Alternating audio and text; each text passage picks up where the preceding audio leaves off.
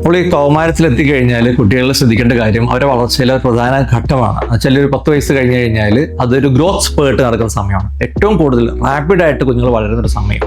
അപ്പോൾ ഈ സമയത്ത് എന്തുമാത്രം ആഹാരം കഴിക്കണമെന്ന് ചോദിച്ചു കഴിഞ്ഞാൽ ആൺകുട്ടികളാണെങ്കിൽ അച്ഛൻ കഴിക്കുന്ന അതേ അളവിലുള്ള ഭക്ഷണം കഴിക്കണം. കാരണം ഏറ്റവും കൂടുതൽ കലറി റിക്വയർമെന്റ് ആവശ്യമുള്ള സമയമാണ്. കാരണം അവരുടെ ശരീരത്തിൽ ഒരുപാട് മാറ്റങ്ങൾ വരാൻ പോകുന്നു, ഒരു വലിയ വ്യക്തിയാവാൻ പോകുന്നു, ഒത്തിരി ചേഞ്ചസ് വരുന്നു. അപ്പോൾ ശരിക്കും പറഞ്ഞാൽ 10 വയസ്സ് കഴിഞ്ഞ ആൺകുട്ടികൾ അച്ഛൻ കഴിക്കുന്ന അത്രയും ഭക്ഷണങ്ങളും അതുപോലെ തന്നെ 10 വയസ്സായ പെൺകുട്ടികൾ അമ്മ കഴിക്കുന്നേക്കാളും ഒരു പിടി കൂടുതൽ കഴിക്കുക എന്നുള്ളതാണ്. കാരണം അത്രയും റിക്വയർമെന്റ് ആണ്. അവർ 18 വയസ്സായിട്ടല്ല നമ്മൾ ഭക്ഷണം കൊടുക്കേണ്ടതും അവരെ കെയർ ചെയ്യേണ്ടതും. ശരിക്കും പറഞ്ഞാൽ 10 വയസ്സ് തൊട്ട് അവരെ അണ്ടത്തിൽ ഓവറിൽ ഈ എഗ്സ് എല്ലാം ഫോം ചെയ്യുന്ന സമയമാണ്. അപ്പോൾ അവിടെ തൊട്ട് നമ്മൾ പെൺകുട്ടികളാണെങ്കിൽ ആൺകുട്ടികളാണെങ്കിൽ പ്രത്യേകിച്ച് പെൺകുട്ടികൾ നമ്മൾ എക്സ്ട്രാ കെയർ കൊടുക്കുന്ന സമയമാണ് 10 വയസ്സ് തൊട്ട്. അപ്പോൾ അവർ മെച്യൂർ ആകാൻ പോകുന്ന സമയം കൂടിയാണ്. അപ്പോൾ നല്ലപോലെ കലറി റിക്വയർമെന്റ് ആണ്. ഭക്ഷണം കഴിക്കാത്ത കുട്ടികളാണെങ്കിൽ അവർ പറഞ്ഞ് കാര്യം മനസ്സിലാക്കി കൊടുത്ത് അമ്മ കഴിക്കുന്നേക്കാൾ ഒരു പിടി കൂടുതൽ ഭക്ഷണം പെൺകുട്ടികൾക്ക് 10 വയസ്സ് തൊട്ട് കൊടുത്തു തുടങ്ങണം. ആ ഒരു ഗ്രോത്ത് സ്പേർട്ടിൽ കൊടുത്തു കഴിഞ്ഞാൽ മാത്രമേ അവൾ വളരത്തുള്ളൂ.